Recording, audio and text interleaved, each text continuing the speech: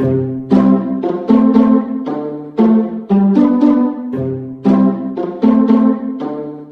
3부입니다. 3부에서는 우리 지역의 언론에 대해서 이야기하는 시간이 있죠. 네, 장길문 이기동의 언론뚱땅. 네, 시청자나 청취자 입장에서 날카롭게 비판해 보도록 하겠습니다. 언론뚱땅의 두 국장들 나오셨습니다. 먼저 다른 시각에서 젠미디어로 새롭게 출발하는 장길문, 네, 젠미디어 편집국장이십니다. 국장님 안녕하세요. 네, 안녕하십니까. 신수가 훤해지셨습니다. 요즘 돈 많은 회사로 가서 그런지 아주 돈 많은 회사는 아니고요. 아직. 옷도 그냥 예. 연봉 많이 오르지 않았어요? 에이, 뭐 그렇지 뭐 않습니다. 들리는 소문에 의하면 거기 뭐 신입 기자나 뭐 이렇게 직원들 뽑는데 연봉이 장난 아니라던데요? 신입 기자들은 한테는 이제 많이 주기로 저희가 네. 정책을 세워서 저 좀 뽑아줘요. 저 좀 아마- 뽑아줘요. 나 좀 어떻게 해줘. 우리 아는 것입니다. 인수 안 해요. 무슨 뭐 지회 이런 걸로. 뭐 뉴스만 올리라고 하고, 네, 저희 아는 것입니다도 그 젠미디어 그에 기사가 올라가는데요. 저희 방송이 청취 수가 좋습니다. 네, 뭐 한 1,000분 정도 보시는 것도 있고, 여러분들 그 플레이 스토어에서 젠 서비스, 제 어입니다. 어이 젠 서비스를 검색하셔서 앱을 다운로드 받으시면은 네, 여러 가지 기사를 좀 보실 수 있을 것 같고요. 중요한 게 있습니다. 여기서 기사를 그냥 보라는 거 아닙니다. 그 뭐 기사를 보면 코인을 드립니다. 코인을 준답니다. 네. 그 코인이 얼마큼 유용성이 있을지는 네, 좀 봐야 될 것 같고, 이휘재 씨가 진행했던 워너비가 네, 막을 네. 내렸죠. 예, 아련한 추억의 워너비. 예. 뭐 최종 시청률도 뭐 그닥 뭐 어때요? 네, 네. 일단 뭐 경험을 많이 했고요. 네, 솔직히 말씀드려서 뭐 네. 돈은 못 벌었고요. 돈을 네. 못 벌었어요. 많이 까먹었어요. 뭐 까먹은 정도는 아니지만 네. 예. 그럼 말아먹은 거예요? 네. 말아먹은 거지 대신 까먹은 게 아니라. 이거를 발판 삼아서 이제 네. 앞으로 음. 엄청난 것들을 하려고 하고 있습니다. 아, 그래요. 네. 한 번 말아먹은 거는요. 아닙니다. 네. 젠미디어의 무궁한 발전을 기원하겠습니다. 네, 다음은 대전 충남 민원연 이기동 사무국장 나오셨습니다. 국장님 안녕하세요. 네, 안녕하세요. 오랜만에 뵙습니다. 네, 진짜 오랜만입니다. 헤어스타일이 너무 멋있어졌어요. 지난번 파마도 좀 충격이었는데 이번에는 염색에 아니, 사람은 변하면 안 되는데 말이죠. 아니 근데 염색은 제가 좀 이 새치 때문에 네. 한 지가 꽤 됐거든요. 근데 브라운이 좀 짙어졌습니다. 네, 그러니까 전에는 그 새치 염색을 했는데 그게 이제 조금 시간이 패션 지나면 염색으로. 네. 오히려 더 이게 표시가 더 많이 나더라고요. 젊어지셨어요. 아니 저보다도 동생 아니 같아 지금 보이세요. 우리 중에 제일 연장자인데 그러니까. 제일 젊어 보이고 아유, 지금 왜들 이러세요? 티셔츠도 분홍색. 지금 핑크색으로 딱 요즘 뭐 좋은 일이 있으신가? 이거 10년 전부터 입고 다녔던 건데. 그러니까 10년 전에 입었으면 지금은 안 입어야지. 이미 10년 전 거를 지금 꺼내 입어가지고 사람 마음을 심란하게 하십니까? 아유, 근데 멋지십니다. 네. 민원연이 선거 기간 동안에 언론 모니터링 하신 거를 저도 이제 민원연 회원으로서 이렇게 네. 좀 보내주신 소식지를 받아봤었는데 자체 평가는 어떠세요? 그러니까 선거판 평가가 아니라 민원연 활동에 대한 자체 평가. 일단은 저희들이 이제 다시 좀 더 평가를 해봐야 되는데 우선은 이번 그 지방선거 모니터는 저희들이 제대로 하지 못했습니다. 네, 솔직히 말씀드리면 신문 같은 경우는 좀 진행을 하고 방송 같은 경우에는 사실 한 번 이후에 이제 자료만 계속 분석을 하고 네. 좀 그 내용들을 좀 제대로 좀 서비스를 못 해드렸는데 어떻든 마무리는 그 지금 축적된 자료를 가지고 종합 보고서를 다시 한번 좀 작성을 해서 제공을 해드릴 예정인데요. 네. 어쨌든 저희도 이게 2010년 이후로 처음 좀 지방선거 모니터, 그러니까 선거 관련된 모니터를 본격적으로 좀 시작을 해서 그동안 좀 노하우나 이런 것들도 많이 없어지고 그래서 다시 이제 네. 좀 새롭게 축적하는 이런 과정들로 해서 네. 내부적으로는 뭐 그런 부분에서 좀 의의를 좀 찾을 수 있을 것 같고요. 어쨌든 아쉬운 부분들은 이번 지방선거 기간 동안 네. 저희들이 모니터를 통해서 지역 언론에 대해서 좀 여러 가지 메시지도 좀 전달하고 네. 지역 유권자들한테도 좀 유용한 정보들을 전달을 좀 해드렸어야 되는데 네. 그런 부분에서 미흡한 점들이 그러니까 잘 못했다는 얘기잖아요. 결론은 그 아니, 말을 네, 길게 그렇습니다. 하시네. 아니, 그러니까 저도 누누이 저희랑 같이 하자고 그랬거든요. 네. 그거를. 왜냐하면 그거 민원연에서 하기 힘들어요. 네. 인력도 그렇고. 그래서 저희랑 같이 하자고 제안을 계속 드렸었는데 거기가 얼마나 못 믿으면 갖지 않았겠어요. 아니 이게 뭐 계속 네. 그냥 따만 당했습니다. 그런 건 아닌데. 그래요. 네. 아유, 네. 끼리끼리 모였고요. 알겠습니다. 선거도 끝났고 이제 오늘 오늘은 6.13 지방선거 결과 우리 지역에서는 뭐 시장도 그렇고 5개 구청장도 그렇고 대전광역시 의회나 각 기초의회들도 더불어민주당이 거의 이제 압승을 해서 독식하다시피 됐잖아요. 그러니까 지역 정치권에서 이제 더불어민주당을 좀 견제할 수 있는 역량이 아무래도 좀 딸리지 않을까? 그러면 그거를 보완하기 위해서 지역 언론이 역할이 필요하다 뭐 이런 얘기들이 많이 나오고 있는데 과연 우리 지역 언론들이 그거를 할 수 있을 만한 역량 내지는 그릇 준비가 되어 있는가 이런 얘기를 먼저 해보기로 했습니다. 먼저 어느 분이 먼저 포문을 열어주시겠습니까? 예, 아니 뭐 지금 네. 언론 노조위원장 출신 뭐 해직 경험이 있는데 누가 먼저 얘기를 하는지 뭐 그건 중요할 것 같지는 않고요. 네.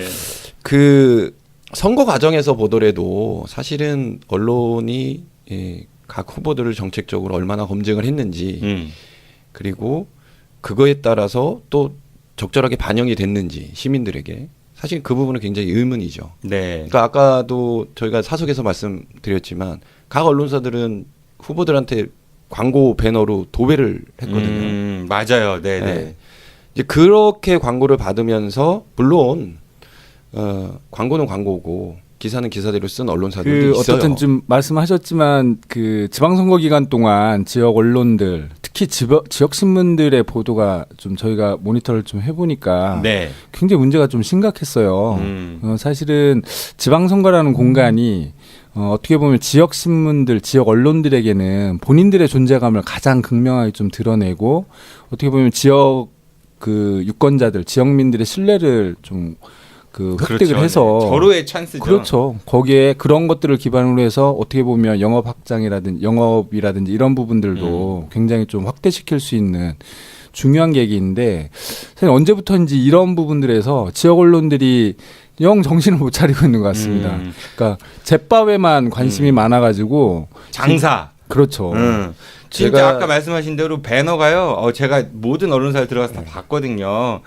와, 그렇게 무질서하게 쫘르르 있는 배너를 보다 처음 봤습니다. 아니 그건 뭐 매번 선거 때만 되면 있는 어떤 일이고요. 기초의원은 저한테 제보하기를 하나당 50만 원씩 줬대요. 그건 네 적게 개를 받은 거예요. 그래요? 50만 원이 적은 거예요? 네, 그거는 50만 원 정도면은 그냥 적게 받은 거고 구의원이나 뭐 이런 분들은 50만 원, 뭐 30만 원짜리도 있고요. 뭐 주는 사람 마음이니까 네. 정해져 있는 게 없어요. 정해진 네. 것도 없어요. 그러니까 일부 언론사들은 뭐 많이 받은 데는 500만 원, 뭐 1000만 원씩 받은 데도 있고 1000만 원씩 네. 받는 경우도 있어요? 제가 알기로 그렇습니다. 예. 그렇게 들으신 거죠? 네. 네네네. 정확한 건 아니지만 아니 근데 네, 이제 생각을 그렇다더라. 해보면 그렇게 사실 출마한 후보들 같은 경우는 절박한 거잖아요. 굉장히 절박하고 네. 어떻든 당선을 위해서는 없는 돈에 쥐어짜서라도 음. 지역 언론을 통해서 이렇게 홍보를 하고 싶은 건데 홍보 효과도 없을 텐데 사실은. 그러니까 문제는 그거예요. 홍보 가장 효과도 큰 문제죠. 없는데 그게 그걸 가장 큰 하는 이유는 혹시라도 밉보여가지고 뭐 책 그렇죠. 잡힐까봐 이런 게 더 크지 않을까 저는 그런 생각을 해봤거든요. 이후에 언론 관계와 관련해서 만약에 당선이 됐을 경우에 혹은 당선이 안 된다 하더라도 향후의 정치적 행보와 관련해서 지역 언론들의 밉보일까봐 이게 어떻게 보면 일종의 이제 보험을 드는 거죠. 네. 그러니까 그 배너를 보고 과연 투표까지 이어지는 확률이 사이트에 들어간 사람 몇 명이나 되겠어요. 대전 또 시민 중에. 조금 더 깊게 에이. 음. 들어가면 기사도 마찬가지입니다. 기사를 보고 과연 시민들이 정책적인 판단을 해서 투표로 과연 이루어지는지 사실 그런 사람 저 그런 얘기 못 들어봤습니다. 제 주변에 있는 사람들한테. 그러니까 이게 뭐 네. 내용도 내용이지만 아까 우리 뭐 이제 정책 분석 이런 기사 같은 것들을 보기가 이렇게 쉽지가 않았던 것 같고 뭐 내 거의 것도 없었습니다. 뭐 네. 발가락 얘기 제일 많았던 것 네. 같고요. 그렇죠. 그렇죠. 네. 그러니까 근데 이제 좀 근본적인 얘기를 좀 한번 해보자고요. 저 예전에 이제 제가 누군 다 아시면 지상파 데뷔를 했지 않았습니까? 거기서 한번 얘기를 했는데 언론사가 과연 사기업인가 아니면 공적 기능을 수행하는 기관인가에 대한 거부터 좀 출발해봐야 될 것 같아요. 왜냐하면은 언론사들은 사기업이라고 얘기를 합니다. 뭐 실제로 사기업 형태를 띠고 있고 이윤을 추구하는 그런 기업이에요. 그러면 상품, 제품을 가지고 이윤을 추구해야 되는데 그 상품, 제품이 공적 기능을 수행하는 그러니까 여론이라는 거를 형성한다는 그런 취지로 그러니까 다시 말해서 공공성이라는 걸 가지고 장사한다 이런 개념인 거거든요. 그러니까 이게 과연 적법한 건지 적법까지는 아니어도 합당한 건지에 대해서 좀 심각하게.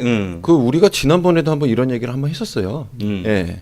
근데 이제 가장 지금 말씀하신 요점은 광고비거든요. 관공서로부터. 네. 예전에 다른 시각 네. 할 때 딱 도표로 해오셨었죠. 그때 이제 취재도 했었지만 사실은 관공서에서 신문사에 광고를 하는 게 사실은 뭐 조례에서도 통과하고 뭐 공식적으로 주는 거긴 하지만 사실은 그 부분에 있어서 그게 사실은 다 국민들이 내는 세금이잖아요. 그렇죠. 세금 가지고 그 돈을 이용해서 언론사에다 광고비를 주는 거니까. 근데 언론으로서의 역할을 잘 하냐? 거의 못한다고 보거든요. 만족스럽지 않죠. 네. 그러니까 네. 그런 부분을 반성을 해야 되는데 반성하기는커녕 사실은 각 언론사들마다 생존이 달린 문제이기 때문에 그 부분에 아니, 누구를 위한 생존이라는 거지. 맞습니다. 그게 이제 굉장히 중요한 그러니까 이 부분인데요. 되게 웃긴 거예요. 그러니까 언론사랑 저도 사업을 좀 예전에 많이 해봤었거든요. 교육 사업 할 때. 뭐 행사를 하면 언론사들은 같이 뭐 주최 내지는 주관을 하는데 돈을 안 내요. 그냥 그러니까 광고해 주는 걸로 대신 퉁 하고 그다음에 수익 나오면 쉐어한다 뭐 이런. 깡패지. 그러니까 이제 정 PD님도 말씀을 하셨지만 언론이라는 부분인데 양면성을 갖고 있는 거잖아요. 네. 어떻게 보면 뭐 그냥 보면 일반적인 기업이랑 크게 다르지 않는 그 영리를 추구하는 이런 목적을 갖고 있는데 거기서 이제 다루는 부분들이 사실 이제 공적인 뭐 공공성이라는 부분들이 굉장히 좀 많이 들어가 있는 거잖아요. 그러니까 특히 방송하고 신문하고는 또 다르긴 한데 방송 같은 경우는 전파라는 공공재를 임대해서 쓰는 그렇죠. 거니까 임차해서 쓰는 거니까 그렇기 때문에 법적으로도 굉장히 강하게 공공성이나 이런 부분들로 인해서 이제 제약을 많이 주고 그런 부분들이 만약에 제대로 안 이루어지면 그 전파 사용이나 이거 방송사 허가와 관련해서 제어가 심사를 해서 그렇죠. 물론 탈락된 경우는 거의 없지만 뭐 일부 있기는 해도 뭐 예전에 인천 방송인가 인천 방송이나 네, 인천 방송 같은 경우 뭐 이런 경우는 이제 제어가 탈락되긴 했지만 뭐 지상파라든지 지금 심지어 이제 종편에서 굉장히 문제가 많았다 하더라도 탈락하는 경우는 좀 많지는 않아요. 네. 없음에도 뭐 불구하고 그냥 봐주거나 아니면은 뭐 그렇죠. 그렇죠. 뭐 조건부로. 네. 조건부 재승인 뭐 이런 거. 근데 사실은 근데 거기서도 문제가 있는 게 기준이 없다라는 거예요. 기준은 있는데 네. 아니 그러니까 그거를 제대로 적용을 기준도 그러니까 기준도 네. 그 뭐 안 들어오는 기준이 있지만 그거 지키지 맞아요. 않잖아요. 네, 그게 기준도 가장 큰 문제죠. 지금 사실 좀 문제가 있는 부분들이 많고 어떤 게 조금 샜는데 신문 같은 경우는 그런 부분에서 보면 사실 전파의 공공성이나 이런 것들을 다루는 것도 아니고 그럼에도 불구하고 우리가 말씀하셨던 것처럼 여론 형성, 뭐 공론장 기능, 뭐 어떻든 지역 사회, 그러니까 뭐 사회에 대한 감시 비판, 뭐 이런 부분들, 그러니까 저널리즘 기능이라는 부분들을 가지고 일종의 공공성을 갖고 있다고 해서 그런 부분을 좀 인정을 해주는데 사실은 엄밀하게 이 방송사나 신문사 같은 경우 그런 부분들을 인정해주는 거는 그냥 헌법에 국민의 알 권리 때문에 이제 표현의 자유라든지 이런 것들을 언론의 자유 이런 것들을 다 규정을 해놨잖아요. 헌법에서 보장을 하고 있는데 네. 결국에는 국민들의 알 권리를 보장하기 위해서 헌법의 그런 부분들로 위임받은 권한들로 해서 네. 그런 공공성을 인정해주고 있는 거거든요. 근데 이게 언론사들은 그렇게 생각하지 않는 거죠. 그러니까 마치 우리가 이제 모든 기자들이 그렇진 않지만은 기자가 처음 되면은 일반 직장인들 같은 경우 뭐 시장이나 아니면 경찰, 청장 이런 사람들을 독대에서 만나기가 어렵잖아요. 같이 밥 먹기도 하는 불가능하죠. 별따기고. 근데 기자들 같은 경우는 그게 가능하죠. 네. 그러니까 국민의 알 권리 조금 전에 지적하신 그런 것들을 충족하기 위한 일터이기 때문에. 맞아요. 그러니까 이게 본인들이 잘나서 그 사람들이 만나주고 그런 자리를 가는 것이 아니라 그 사람들이 위임받아 하는 일이 그거이기 때문에 맞습니다. 그거를 하는 건데 착각을 하고 있어요. 자기들이 잘나서 굉장히 못하는지. 착각을 많이 하고 있고요. 나는 좀 특별한 존재이고 그러니까 기자분들 중에서 또 일부는 어떤 기사를 써요. 그럼 제가 가장 싫어하는 표현 중에 하나가 내가 그 기사를 써줬다라고 하시는 분들이 있어요. 말도 안 내가 되는 써줬으니까 고맙지 밥 한 번 사 뭐 이런 종류의 그런데 기사를 쓰는 거는 기자의 일인 거예요. 그건 해준 게 아니라 그 일을 당연히 해야 되는 거예요. 근데 그걸 마치 시혜를 베풀었다는 듯이 써줬고 도와줬다 이렇게 표현하는 경우들을 왕왕 볼 수 있거든요. 그러니까 이 저널리즘이라는 게 정말 잘못돼도 한참 잘못되어 있는 것 같아요.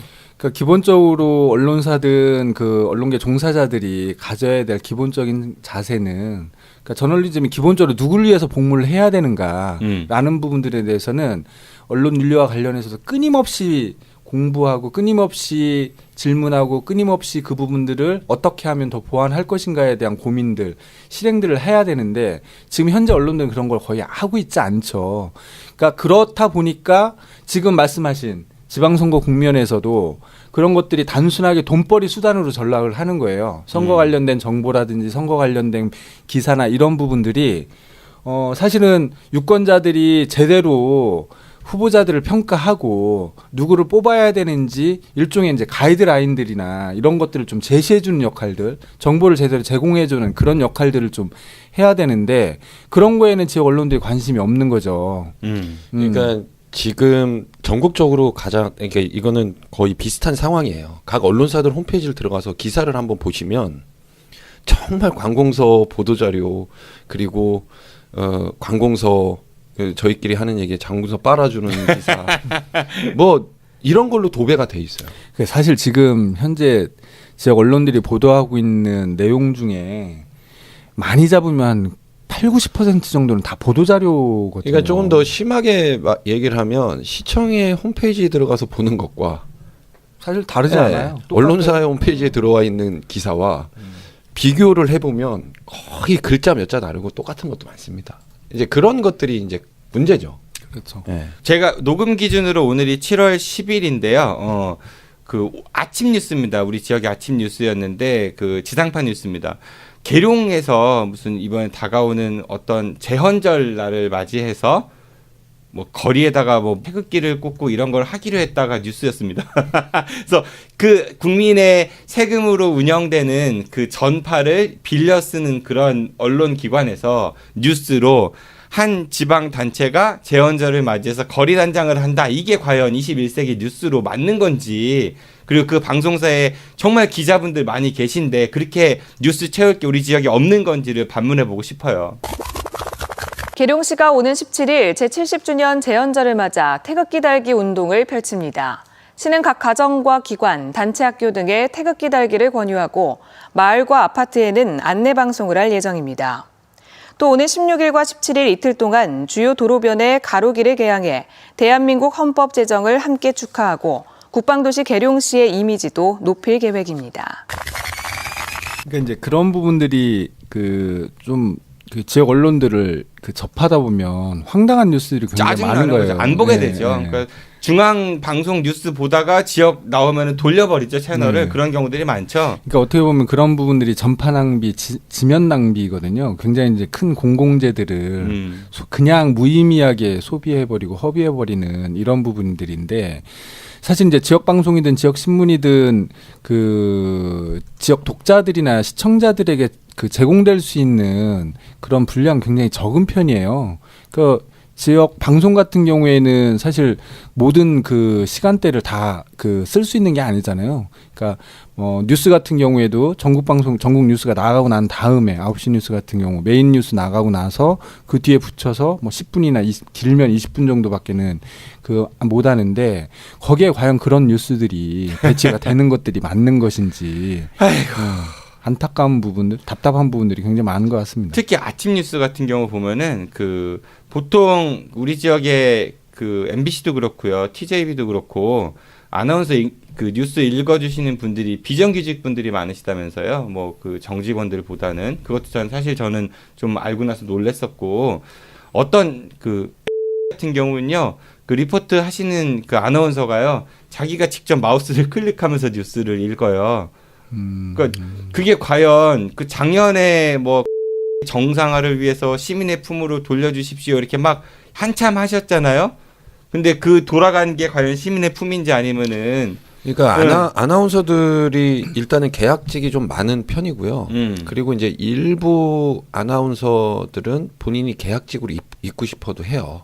그런 경우도 있어요. 아, 왜 또 갑자기 쉴드를 쳐주실까? 아니. 그러니까 고용의 정확하게 안정성이란 그러니까 뭐 고용의 안정성이라는 측면에서도 그렇고 뭐 어떤 분들 그러니까 이런 분들이 있잖아요. 뉴스 뭐 기상캐스터 같은 거 하시다가 잠깐 그 본인 스펙 쌓고 또 다른 곳으로 가고 뭐 이런 경우들도 종종 있는 것 같거든요. 그럼 방송사가 애초에 그 아나운서 지망생들의 그분들이 계약직을 원하니까 해주는 그런 일자리 제공해주는 플랫폼이냐는 거죠. 아니잖아요. 그러니까 이게 그거는 제가 봤을 때는 적절한 굉장히 많이 왜곡이 돼 있는데 사실 과거에 있는 방송사들의 어떤 그 고용 형태라는 것들이 정규직 형태가 대부분이었죠. 작가들조차도 이런 부분들이 있었는데 이게 이제 경영상 이유라는 뭐 경영 개선, 뭐 경영 합리화 뭐 이런 이유로 해서 거의 그 방송 인력 중에 절반 이상이 비정규직이나 그 외주 제작하고 그렇죠. 있고 외주로 다 빼고 있고 이런 식으로 해서 사실 정규직 인력이 전체적으로 보면 전체 인력 중에서 많은 비중을 차지하지 못합니다. 그러니까 지역 방송사들은 그런 부분에서 이제 더 어려운 부분들이 있고.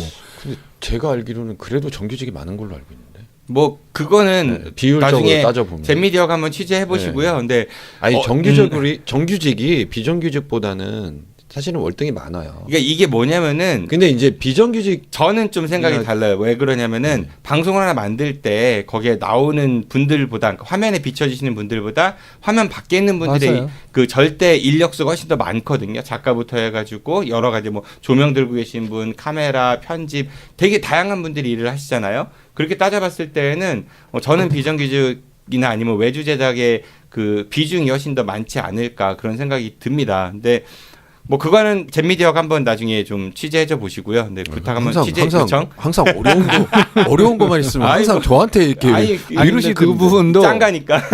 그러니까 지역 언론의 어떤 현황이나 이런 것들을 보기 위해서는 방송사도 마찬가지고 특히 뭐 신문사 같은 경우는 인력 자체를 굉장히 많이 줄이고 뭐 저희가 방송에서도 언급한 적이 있었던 것 같은데 진짜 모 언론사 같은 경우에 모 신문사 같은 경우에는 뭐 대충 따져보니 현장에서 그러니까 현장 취재를 할 수 있는 인력이 5명, 채 10명도 되지 않는다라는 이런 황당한 이런 이야기까지 있었던 이른바 걸로 다른 보면. 기사들 보고 이른바 그쪽 분야에서는 우라카이라는 용어를 많이 그렇죠. 쓰시더라고요. 네. 베껴 써갖고 베껴 이렇게 쓰기가 뭐 몇 개 많아요. 고치고 뭐 그러니까 로댕을 오뎅이라고 쓰니까 또 옆에서 어묵 덴뿌라 이렇게 나온 식으로 아니 그렇게만 돼도 다행이게요. 이렇게 그 오기한 내용들 이런 것도 그냥 그대로 긁어다가 쓰는 경우도 허다하거든요. 그러한 언론 지형인데 우리 지역이 과연 더불어민주당의 독식을 견제할 수 있는 그런 과연 역할을 제대로 수행할 수 있을까 심히 걱정이 됩니다. 현실적으로만 보면 사실 기대하기 어렵다라고 하는 게 언론인들 맞겠죠. 자존심 상해야 돼요. 왜냐하면은 보통 정치권 계신 분들하고 언론 뭐 기자들이 이런 분들 밥 자주 드시잖아요. 술도 가끔 드시는 것 같고 보면은 돈독한 관계를 유지하기 위해서 거기는 안 불러주는 거고 영양가가 없으니까. 아니 뭐 불러주든 안 불러주든 뭐 저는 뭐 먹지 않습니다. 그런데 그거를 내가 그만한 지위가 있기 때문에 정치권이 나를 이렇게 잘해주려고 하는구나로 인식하면 안 되고요. 관리받는 거거든요. 맞습니다. 예, 쪽팔린 줄 알아야 돼요. 치욕스러운 거예요. 그렇게 밥 얻어먹는 것들이. 저희가 오늘 관리받는 거예요. 이야기하는 주제가 왜 저를 보시면서 얘기를 하십니까? 여기 언론인 하나잖아. 네, 그게 문제이긴 하죠. 심각한 문제인데 그거 하루 아침에 바꿀 수는 없고요. 그거 얻어먹는 게 얼마나 창피한 거야. 그런데 그러니까 저는 그 현실을 뭐 인정 안 할 수 없으니까 얻어 먹을 수 있다고 봐요. 그거 해왔던 거 뭐 단시간 지금 당장 뭐 김영란법 시행되고 나서도 뭐 여전히 여전하잖아요. 그런 부분들이. 법을 떠나서 언론인의 네. 자존심이라면은 그러니까 그럼 안 돼요. 네. 그러니까 밥을 얻어 먹어도 할 말은 했으면 좋겠다라는 생각이 좀 많이 들거든요. 어떻게 밥을 얻어먹는데 할 말을 합니까? 못하지요. 쌩까고 좀 이거를 해야죠. 네. 지금 뭐 밥 얻어먹고 뭐 이건 사실은 좀 치욕스러운 얘기인데 네. 저도 좀 기자로서 좀 듣기 좀 거북하긴 한데요. 이거는 밥 얻어 먹지 말아라 기자들은 이렇게 얘기하는 거는 사실은 말이 안 되고 본인들이 스스로 느껴야 되는 거거든요. 그러니까 근데 그걸 느끼지 못하는 사람들이 많아요. 모든 사람들이 다 알아요. 그러면서 또 말을 함부로 못 꺼내고 있는 그런 것 같아요. 일반 시민들도요. 기자들에 대한 이미지가 썩 좋지만은 않은 것도 사실이거든요. 그러니까 근데 이제 상대적으로 그렇지 않은 사람들도 많아요. 그런 분들도 많이 기자들도 계십니다. 많이 그런데 있어요. 그런 분들 때문에 도매금으로 그렇죠. 그게 그게 얼마나 문제죠. 분노스러운 거냐는 거지 그런 것들이. 그리고 그러한 이미지를 만들어 자초한 거는 기자들 언론인 집단이라는 거고. 그러니까 저는 누가 더 쉬운 건 아니잖아요. 그러니까 저는 그 부분에 있어서 좀 이게 개선이 될 가장 첫 번째는 사실은 언론사 사측에서 회사에서 기자들 교육을 그렇게 시켜야 되고 사실 월급 많이 줘야 돼. 월급도 많이 줘갖고 줘야 안 되고. 써먹어도 될 정도로 자존심 세울 정도로 많이 주고 대신에 좋은 분들 뽑고 그리고 좋은 기사 양산하게 만들고 그런 문화를 만들어줘야지. 뭐 대전 지역의 신문사들 같은 경우 급여 되게 적잖아요. 기자들 뭐 한 연봉 10만 원 왔다 갔다 하는 회사들 많은 것 같은데 전국적으로 뭐 저도 정확하게 수치는 기억나지 않지만 각 권역별로 이제 뭐 일간지 기자들 평균 연봉을 조사를 해보면 대전 지역이 굉장히 낮은 수준이에요. 네, 그러니까 제일 낮은 수준이에요. 그러니까 기자로서 그 저널리스트로서 어떤 자긍심과 그런 그 뭐라고 할까 철학을 고수하기 위해서 그 회사가 그런 환경을 좀 제공해 줘야 되는데 저는 1차적으로 저는 회사가 그런 교육도 좀 필요하고 근데 회사 기자들 사주들은 관리도 해야 보통 된다고 보면은 해요. 기사 딸리고 좋은 에쿠스 이런 거 타고 다니시고 뭐 아니, 어디 뭐 근데 간담회 뭘 해도 호텔 같은 데서 드시고 또 아, 얼마 오늘- 전에 사장 같은 경우는 뭐 지금 집행유예 기간이죠. 근데 저 일본의 뭐 호화 미술 관광 프로그램 뭐그 관광 상품 개발한다고 전 시장 일파들 데리고 데모 관광 갔다 오고 이게 야, 이 말이 됩니까? 왜 이런 얘기를 못 하냐고요. 민원연 뭐 했냐고요 그동안. 장길만 죄송합니다. 노조위원장 그동안 뭐 했냐고요. 아, 답답합니다. 예, 우리 계속 이어서 다음 주제도 계속 이런 얘기지만은 언론뚱땅이 조금 더 용감해질 필요가 있을 것 같아요. 오늘 혼나는 자리예요. 우리가 잘못 온 것 같아요. 아니 혼날 거는 혼나야 네, 되는데요. 우리 오늘 정 PD님한테 밥 얻어먹었잖아요. 이거 밥 사주고 이거 혼내려고 밥 사준 것 같은데. 16,500원 썼습니다. 3명에서 1인당 5,500원씩 부가세 포함. 이제 밥은 우리가 삽시다. 이제 예? 안 얻어먹습니다. 네. 그 이게 너무 흥분했지만은 분노할 일이 우리 지역에 또 있습니다. 그 얼마 전에 세종시에서 그 큰 화재가 있었죠. 이거는 저는 좀 쫄리니까 우리 장기름 국장님 소개해 주시죠. 아니 뭐 다 아시다시피 꼭 항상 이거 어려운 거를 이렇게 저한테. 그러니까 지지난주죠. 세종시 복합상가에서 이제 건설 현장에서 이제 화재가 났는데 공교롭게도 이제 그 시공사가 맞는지 정확한 명칭은 모르겠지만 그게 이제 부원건설이에요. 그게 부원건설. 예, 부원건설인데 거기가 뭐예 모회사라고 해야 될까? 뭐라고 해야 될까요? 사주죠. 예. 그러니까 사보의 사주가 대표로 있는 곳이 그렇죠. 부원건설이다. 예, 대주주로 예. 있는 곳이 부원건설이다. 예. 이런 얘기인 거죠. 예, 대주주가 이제 부원건설인데 이제 문제는 그 뭐 화재 안타까운 사건인데 그 인명 피해도 제법 인명피해도 있었던 것 같고 많이 났고 사망자도 발생을 했고 근데 이제 같은 그 주주가 있는 회사라고 해서 일보를 보면 그 기사가 하나도 없어요. 정말로요? 예. 이제 그걸 보면서 안타깝기도 하고 또 한편으로는 과연 이래서야 되는가라는 생각도 하고 물론 일보 입장에서도 굉장히 어려운 문제였겠지만 정말 기사가 하나도 없어요. 네, 과연 입장을 바꿔놓고 생각을 해도 저런 식으로 기사를 하나도 안 쓰는 게 맞는 것인가라는 게 생각이 좀. 그러니까 사실 이제 그 문제가 일종의 이제 그 언론 사주들이 자기가 갖고 있는 미디어를 사유하는 이런 부분들에 어떻게 보면 가장 대표적인 사례가 될 수 있을 것 같은데요.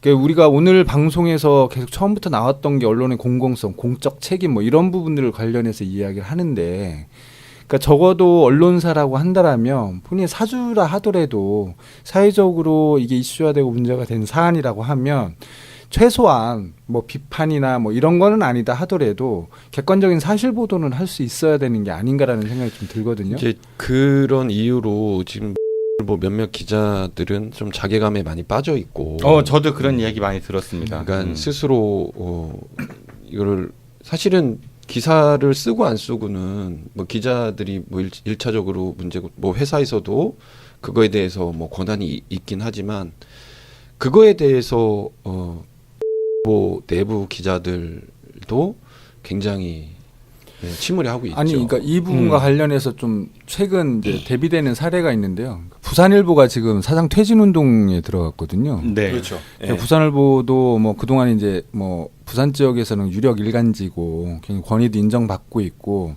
근데 이제 어떻든 사주 문제와 관련해서는 그렇게 문제가 좀 있었죠.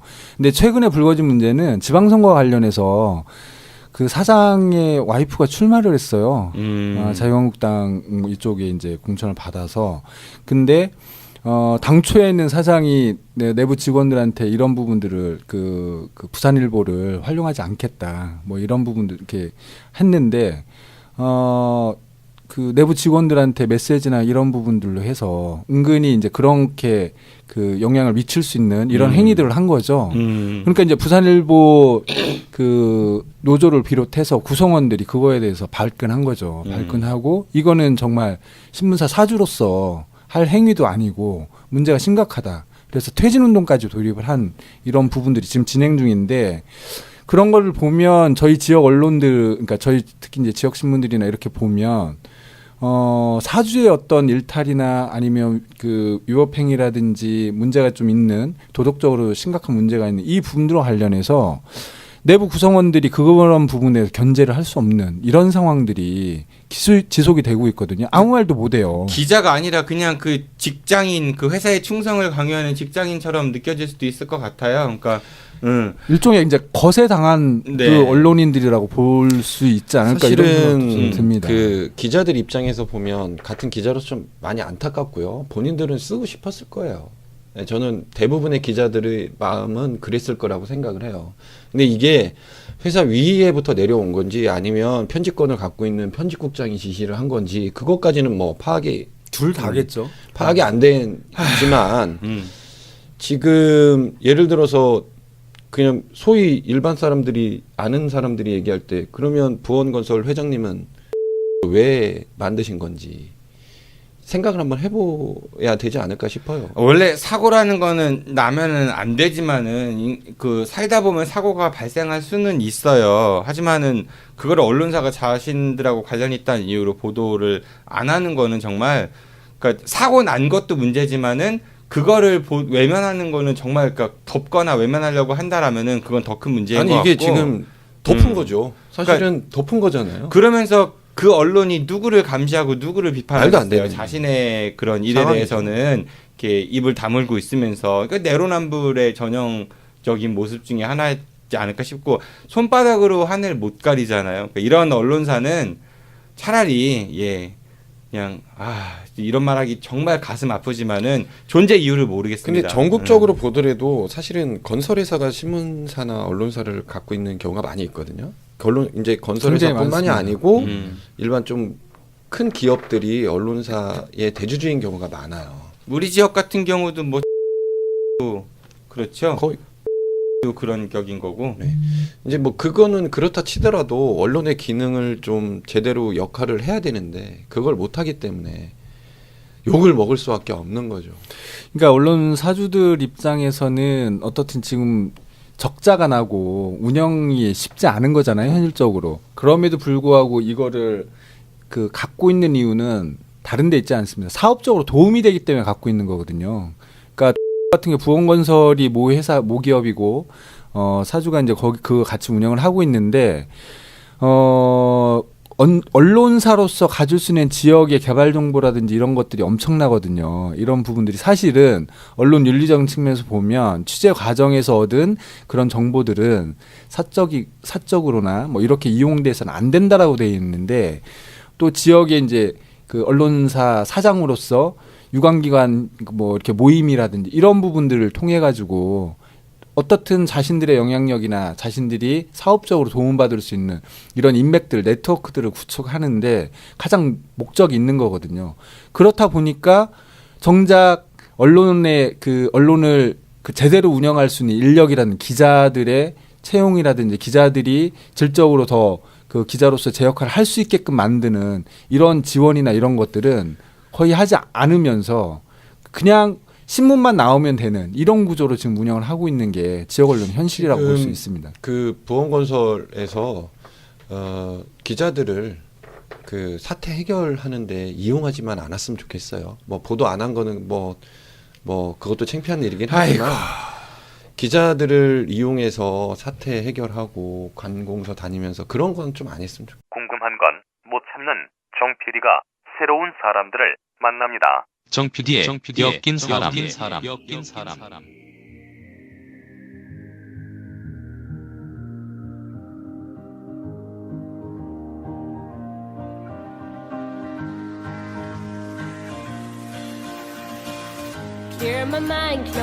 정 PD가 자신이 궁금해하는 우리 주위의 화제 인물들을 직접 엮어서 그들과 함께 유쾌한 대화를 나눠봅니다. 지금 카카오톡에서 아는 것입니다를 신고 추가하시거나 팟빵이나 유튜브, 페이스북에서 아는 것입니다를 검색해 주세요.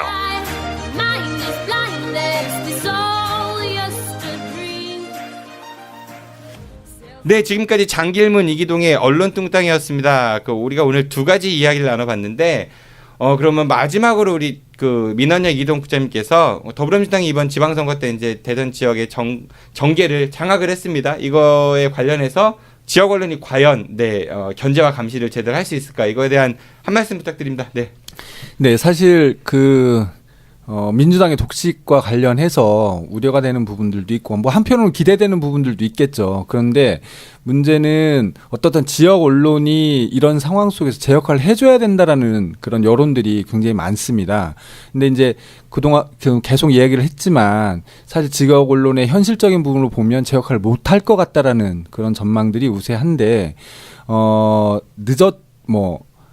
앞으로 그러니까 지역 언론이 판단할 문제이긴 하겠지만, 이 국면에서 지역 언론이 제 역할을 그나마라도 한다라면 생존을 위해서 큰 도움이 될 거라고 좀 보여지고요. 그렇지 못한다고 하면 여전히 존재 이유를 또 한 번 지역민들로부터 인정받지 못하는 그런 결과를 초래할 것 같습니다. 아유, 부디 광고 수익보다 구독료 수익이 훨씬 더 많은 그런 언론이 됐으면 좋겠네요. 네. 장길문 국장님께서는 이번 부원건설 사태에 대해서 마무리 발언 좀 해주시죠. 지금 일단 사건은 굉장히 좀 안타깝게 생각을 하고요. 근데 이제 좀 더 부원건설이나 측에서도 좀 크게 보고 앞으로 언론으로서의 역할이 과연 무엇인지 그런 것들을 좀 고민하는 계기가 좀 됐으면 좋겠어요. 그리고 이제 기자들을 아까도 말씀드렸지만 사건 해결하는데 이용하지 마시고 기자들이 제대로 된 기사 쓸 수 있도록. 근데 앞으로 기사에 어떤 기사가 올라올지 기대도 됩니다. 사실은 이제 그런 것들을 좀 일반 시민들도 많이 보고 있으니까 그런 것들을 좀 생각하셔서, 그리고 또 이걸 보면서 사건을 보면서 다른 언론사들도 한 번쯤은 생각해 볼 필요가 있지 않을까, 그렇게 생각됩니다. 네, 알겠습니다. 지금까지 장길문 이기동의 언론 뚱땅이었습니다. 네, 고맙습니다. 오늘 두 분 나오셔가지고 안녕히 가십시오. 네, 감사합니다. 저도 이만 물러가겠습니다. 지금까지 진행의 정진호였습니다. 청취해서 고맙습니다. 안녕히 계십시오. I'll be back. 예, 고생하셨습니다.